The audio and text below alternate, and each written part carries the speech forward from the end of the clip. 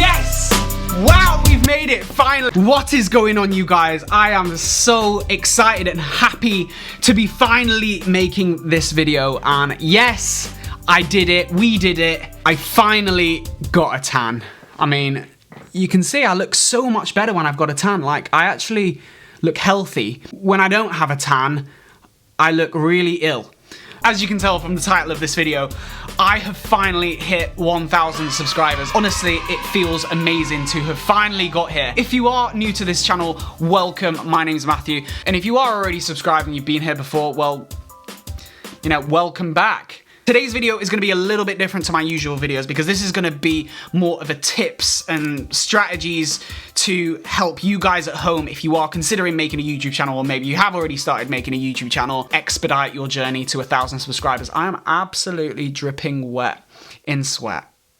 So let's start this video off by talking about why 1,000 subscribers? Well, at 1,000 subscribers, you can apply for the YouTube Partnership Program. And what that allows is monetization of your videos and your content. And that basically means you can earn by having ads within the video. And the reason that this is something that's really important is because YouTube is something that is obviously quite a time-consuming thing. And in order to maintain that motivation and desire to want to continually bring out content, it's got to make sense and be feasible. So that's one of the reasons why a lot of content creators will want to get to 1,000. The second thing is getting to 1,000 subscribers is generally considered like the first major milestone in anyone's YouTube journey. It is often considered the most lengthy, laborious, and difficult milestone to reach. And that's often because getting to 1,000 subscribers really separates people that aren't really going to take the platform seriously from those that want to. And a really handy little tip if you want to track and monitor your progress was a website called Social Blade. Using that allows you to track when you're likely to reach that milestone. Now, before we get into the main do's and don'ts within this video, I'm going to give you a little bit of a backstory on me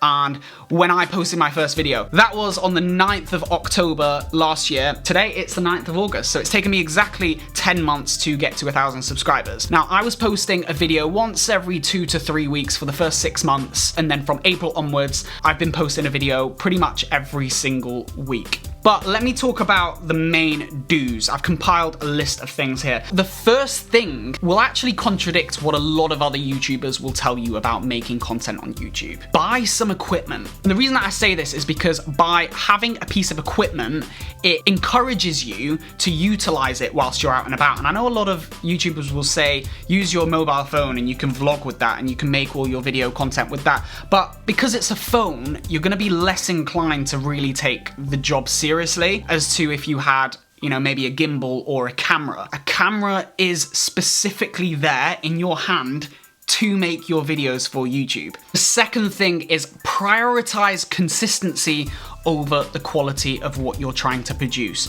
And the reason I say this is because YouTube favors people that consistently post. Over time, you are naturally going to improve your craft. And you're also going to learn what works well and what doesn't work well. Therefore, focus on the content and the consistency. Tip number 3 is don't be too niche. Find a niche, but don't be too niche. And the reason that I say that is because when you're starting a YouTube channel and when you're early doors in your YouTube journey, how can you expect to know exactly what the videos you're going to be making in a year's time? Like, you're not. Let me use me as an example for this, right? So I started as a travel channel. Very recently, I've started doing a bit more lifestyle related stuff, and that's only because of the quarantine. But by not being too niche, that allows you to be creative. So don't be too specific and create constraints on what you can and can't create on your channel too early. So next on the list, number 4 is gonna be thumbnails. I'm gonna show you an example on my YouTube channel. If we look at one of these old videos, let's click on the analytics of it. And if I show you the engagement that I was getting on a thumbnail that was taken directly from a screenshot within the video, you can see the reach was only 4.9%. It's not great, right? And when we compare that to something like, I don't know, let's click on the Murph Challenge. And this was a load of photos that were taken for the thumbnail, so people can clearly see what the video is gonna show, and that is a body transformation. If we click on the analytics of that, we can see that the reach, 8.7%, there's a major improvement, but if we also look at the difference in views, you know, that video's got 18,000 views, whereas the other video only has 456, and a large part of that is obviously your click-through rate. So that is something that's really important, because it also tells YouTube that your video is something that people want to click on, so they will do a better job of promoting it. Number 5 on that list is going to be tags. Now, I always use this website called Rapid Tags. So when I come back from Prague and I've got a video that I'm about to release for Prague, I'm going to come straight to this website and I'm going to type in Prague travel vlog, and it's going to generate a load of tags based on what are the most searched things around that title. So I'll just be able to copy and paste that within the metadata of my video. Next on the list, number 6, is always look for ways to improve on your videos. The way in which I did that, I told all my friends to really critique the videos, and I'd carefully watch them so that I could see when they were like no longer interested and they maybe pulled their phone out, looked at a text, and that would tell me that clearly that part of the video is disinteresting and maybe I should go back and edit that video. Be critical of your videos, try and improve, but also take advice from other people who are around you, your friends. Number 7 on that list, don't let vlogging ruin your vlogging experience. I very frequently found myself, through my first few trips abroad, I actually found that I wasn't actually able to enjoy the city and enjoy the place where I was, because I felt like I was out there and I had to create this video, and actually that ruined the process a little bit, because vlogging is meant to be something that accompanies your day-to-day activities rather than dictating what your daily activities do. And I was finding that for the first few trips, it was kind of dictated by the vlogging. So enjoy the vlogging process. Don't let it be something that is gonna ruin your time. Number 8 is engage with your audience. I always read my comments. If you notice on all my videos, I always reply to my comments. Encourage them to like, comment, subscribe, watch the full duration of your videos, because all of this helps YouTube recommend your videos to more people. There's been occasions where I've actually made a video based on the comments. Make sure that your viewers have a voice. Number 9, be strict on yourself with a schedule when it comes to editing in post. I was finding myself spending 3 to 4 days of just messing around on a specific video, like my Thailand series. Now I'm at a place where I know it's gonna take 6 to 8 hours, but what I'll do is I'll schedule that in one complete sitting. And the reason for that is because otherwise YouTube becomes a bit of a blag and it will just become a hassle in your week, and it'll just be one of those things that you'll think, oh God, I've got to edit that video again today. Just get it over and done with. Be strict with your timetable and your editing process. And number 10 on this list, look up to people that are where you want to be. Who I look up to is a guy called Los LeBlanc. When I look at his old YouTube content and where he came from, he started from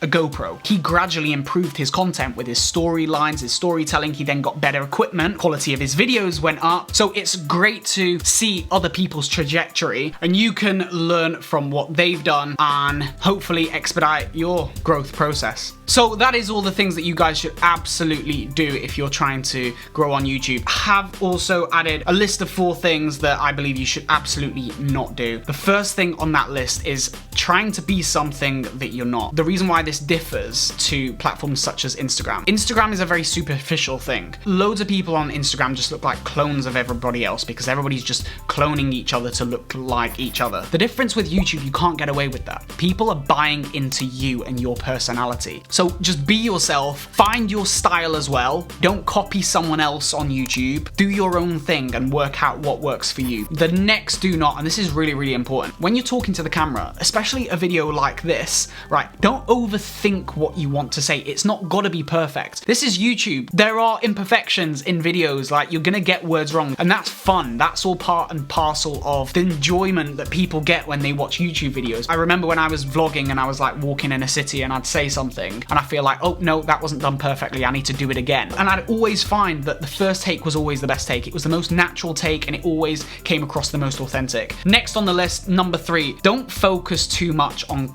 cross-platform promotion. People don't necessarily like transferring over to different platforms. People on Instagram like staying on Instagram. People on YouTube like staying on YouTube. And the last thing on the list, if you're going to take YouTube seriously, and this is something that you really want to do, it needs to become a part of your life. You always need to be thinking about the next video. You can't just put it to the back of your mind and not think about it, because the most important thing on YouTube, and as everyone else will tell you, it is the consistency. So Don't become complacent with YouTube. Dedicate yourself to it, and it will pay off. You will get to 1,000 subscribers eventually. But that pretty much sums it up for this video. Thank you so much for watching. If you have gained value from it, make sure you smash that like button. It really, really helps. And also consider subscribing to my channel, follow me on Instagram, and I'll see you next week.